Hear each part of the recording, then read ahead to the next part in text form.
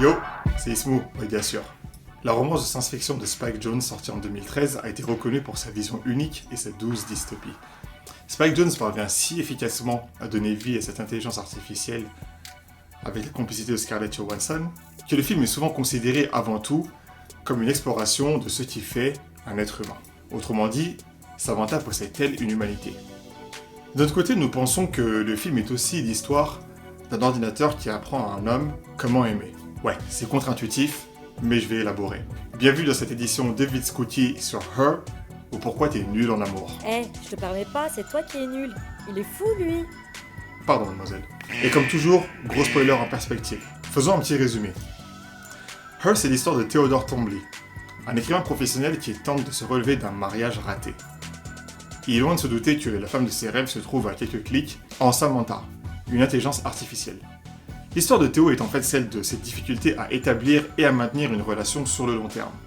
À travers son mariage raté et sa relation avec Samantha, il en vient à apprendre quelque chose de fondamental, non pas sur qui aimer, mais sur comment aimer. Et heureusement pour nous, un psychanalyste / sociologue allemand du nom d'Erich Fromm a écrit un bouquin à ce sujet, intitulé L'art d'aimer, qui peut nous éclairer sur ce film de Jonze.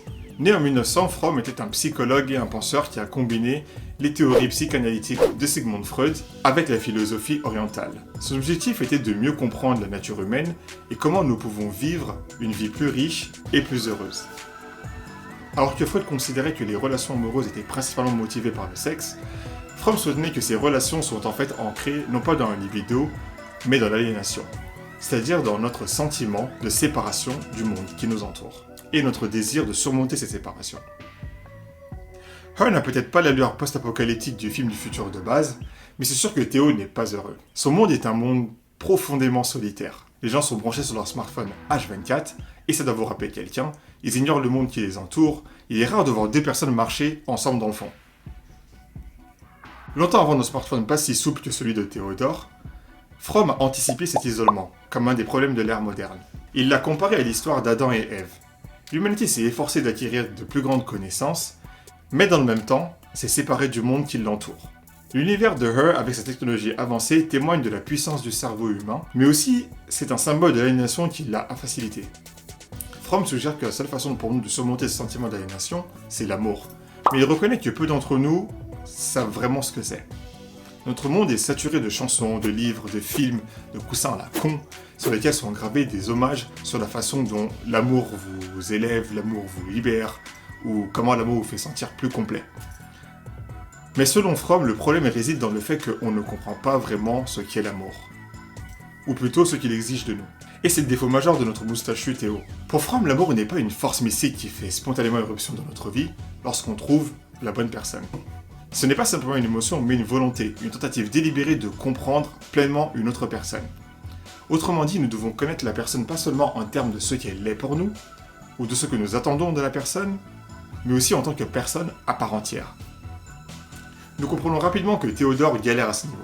Dans un flashback, nous voyons lui et sa presque officielle ex-femme pendant les jours heureux de leur mariage, jusqu'à la froide réalité de leur procédure de divorce. Et d'après la façon dont il se met ces scènes en tête, il semble que Théo comprenne l'amour comme beaucoup d'entre nous. C'est-à-dire comme un sentiment qui nous tombe dessus soudainement et qui, sans prévenir, va disparaître. Parce que nous voyons l'amour comme cette force inconnaissable qui agit au-delà de notre contrôle, nous sommes désorientés dès lors qu'il disparaît. Pourquoi tu as toute cette haine contre moi? Entre nous, on ne comprend pas assez bien l'amour pour pouvoir le trouver.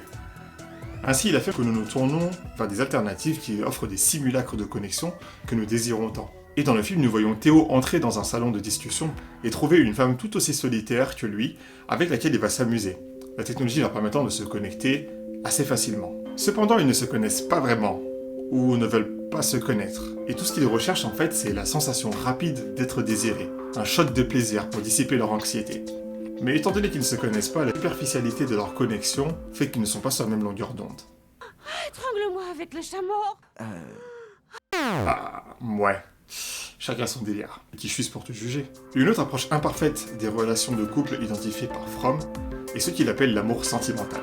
Un amour qui est vécu uniquement comme un fantasme, et non comme une relation avec quelqu'un ici et maintenant. Il peut prendre la forme d'une pure fiction comme les comédies romantiques, ou les romans d'amour, ou d'une image idéalisée des amours passés, comme les souvenirs idylliques de Théo, ou encore d'un avenir parfait imaginé avec l'âme sœur, où nous avons trouvé la personne avec laquelle nous sommes censés être.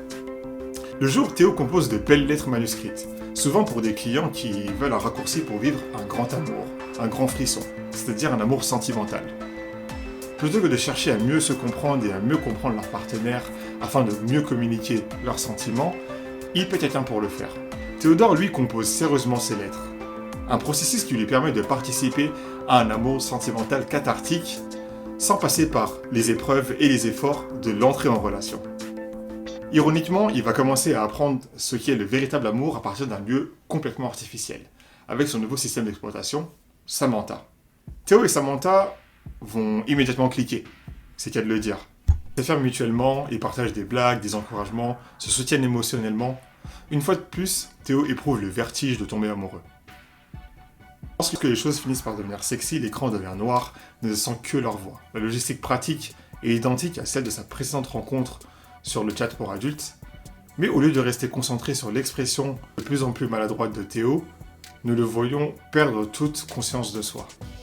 Leur connexion est si puissante que pendant un moment, tout le reste s'évapore. On savait long sur cette émotion, et il a écrit « Si deux personnes qui sont étrangères comme nous le sommes tous, laissent soudainement s'abattre le mur qui les séparait, et se sentent proches, se sentent une, ce moment d'unicité est une des expériences les plus vivifiantes et les plus émouvantes de la vie. Les couples qui se décrivent comme étant fous l'un de l'autre et voient cette folie comme une preuve de leur amour fou, Fromm conseille de considérer ce moment comme une preuve de leur solitude. Alors comment passer des papillons dans le ventre à l'amour véritable et durable? Selon Fromm, nous devons essayer de connaître vraiment notre partenaire, de le voir pas seulement comme un baume contre notre solitude, mais aussi de nous soucier de ce qu'il est au-delà de sa relation avec nous, et de respecter son individualité. Cela semble simple en théorie, mais ça peut être extrêmement difficile. Et Théo a du mal à s'y faire. Il ne peut pas comprendre pourquoi Catherine s'est mise en colère contre lui. C'est parce qu'il ne pense encore à elle qu'en termes de relation avec lui, avec ceux qu'il voulait qu'elle soit. Que Catherine n'est pas et n'a jamais été juste sa femme. C'est une personne qui a ses propres désirs et ses propres besoins. T'aurais voulu une femme qui soit gentille, sympa, marrante. La vie est super, l'épouse idéale que je serai jamais. Mais non. Il n'a pas vraiment ou délibérément reconnu cela à l'époque, et ça a ruiné leur relation. Nous voyons Théo refaire la même erreur avec Samantha. Après leur union futuriste, il commence immédiatement à s'éloigner d'elle. Mais je voulais te dire qu'en ce moment, je ne suis pas dans une période où je veux m'engager. Pas attention à qui est Samantha ni à ce qu'elle veut. Il la voit que sous l'angle de ce qu'elle a à lui offrir et ce qu'elle pourrait lui prendre. C'est marrant, je croyais qu'on était en train de parler de moi et... Ah oui, pardon. Excuse-moi. Une fois de plus, Théo ne considère pas l'autre en tant que personne à part entière, mais simplement comme un objet d'attraction pour lui, qui vient pour soulager sa solitude. Théo ne blesse pas les gens parce qu'il les déteste, il les blesse parce qu'il ignore comment les aimer. Mais avec Samantha, il est quelqu'un pour l'aider à mieux comprendre cette partie de sa personnalité. Elle lui parle de sa relation et de ses erreurs avec Catherine, l'aide à comprendre pourquoi son date arrangé avec numéro 13 s'est super mal passé, et elle le prend à partie lorsqu'il commence à montrer les mêmes comportements avec elle. Fromm pense également que le développement personnel est au cœur de l'amour. Il faut se permettre à soi et à l'autre de grandir et de mûrir. Dans une bonne relation, chacun contribue à l'épanouissement de l'autre, à se sentir plus à l'aise dans ce qu'elles sont et à se mettre en valeur. Lorsque cela se produit, nous atteignons ce qu'il appelle une orientation productive, dans laquelle notre moi intérieur et celui de notre partenaire sont tous deux nourris et s'expriment pleinement. Contrairement à Théo, qui semble coincé, Samantha, bien qu'elle soit déjà un super donateur pensant à la vitesse de la lumière, cherche activement à dépasser sa programmation de base. À cette fin, elle lit d'innombrables livres sur la vie, sur le monde, sur l'humanité, mais comme tout le monde, elle grandit aussi par expérience, notamment en étant en relation avec Théo. En cours de route, elle apprend à aimer. À la fois à aimer Théo, à mesure que leur relation s'approfondit, mais aussi à s'aimer elle-même. Samantha aide Théo à grandir parce qu'il apprend à être plus vulnérable et à vraiment se plonger dans une relation, plutôt que de se replier sur lui-même. Lorsque le couple se retire dans une cabane dans les bois, ils peuvent profiter de leur bonheur pendant un certain temps. À ce stade, tous les deux sont devenus des meilleures versions d'eux-mêmes.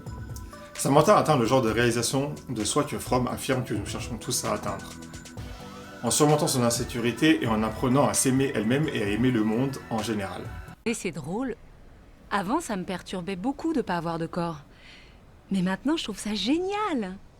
Entre-temps, Théo a appris que ces lettres seront publiées dans un livre. Auparavant, ces lettres se substituaient artificiellement à l'amour qu'il n'avait pas. Une évasion amoureuse sentimentale. C'est que des lettres pour des inconnus. En revanche, il apprend que son écriture exprime aussi des qualités universelles de l'amour. Grâce à ces lettres désormais présentées comme des œuvres littéraires, qui parlent de quelque chose de profond et d'humain, il est capable d'être fier de sa créativité, et donc de s'aimer lui-même lui aussi. Mais c'est aussi là que Samantha et Théo commencent à évoluer dans des directions différentes. Ça t'ennuie si j'ai un échange post-verbal avec Alan?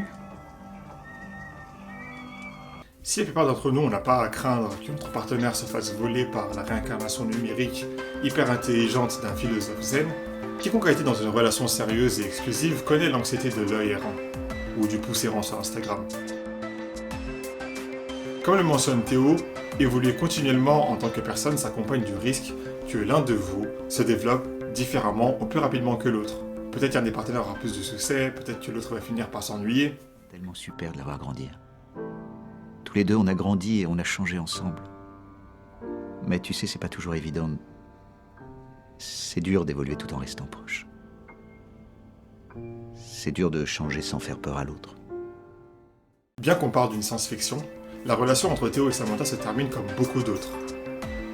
Il sent que quelque chose ne va pas et quand il insiste pour obtenir une réponse, il découvre que Samantha est tombée amoureuse d'un autre. Ou de 641 autres.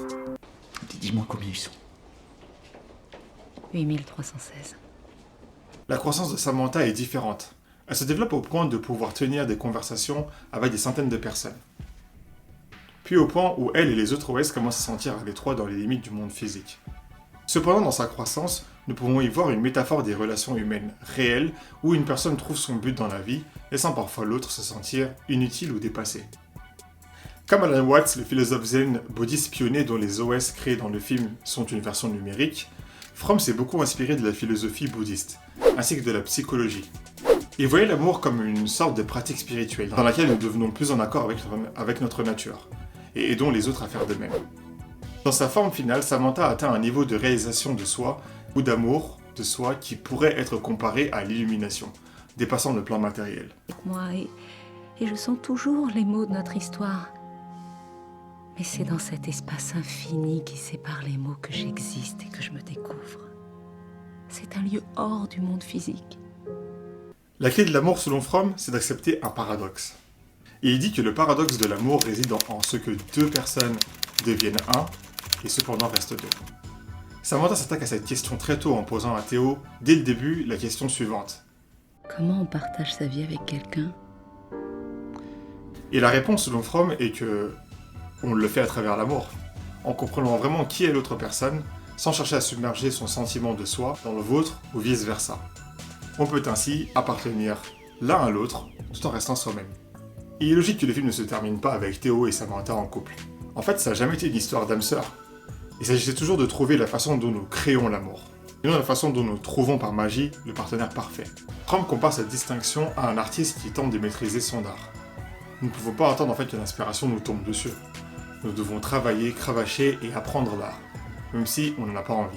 Dans leurs derniers mots, les deux reconnaissent le travail qu'ils ont accompli ensemble. Je t'aime comme je n'ai jamais aimé personne. Moi aussi. Maintenant, on s'est aimé. Théo a appris à voir sa partenaire romantique dans toute sa complexité.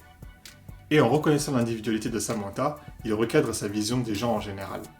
Fromm pensait que l'amour était une orientation qui va au-delà d'une simple relation. C'est une orientation que nous apprenons à porter au monde entier. Finalement, Théo a écrit une lettre à Catherine s'excusant de ne pas l'avoir mieux aimée. Lui envoyant son amour maintenant, il n'essaie pas de raviver ce qu'ils avaient avant, il n'est plus accroché à une image fantasmée et autocentrée de ce qu'elle est, il peut honnêtement dire maintenant qu'il l'aime. Ici, il s'est rapproché de l'idéal de Fromm, un homme qui sait mieux aimer et qui aime donc mieux le monde. Je ne sais pas qui tu deviendras. Je ne sais pas où tu es ce soir. Mais je t'envoie de l'amour. Tu es mon ami. Pour toujours. Au final, cette histoire ne parle que d'amour. D'abord de l'amour entre un homme et une intelligence artificielle, mais finalement de l'amour lui-même.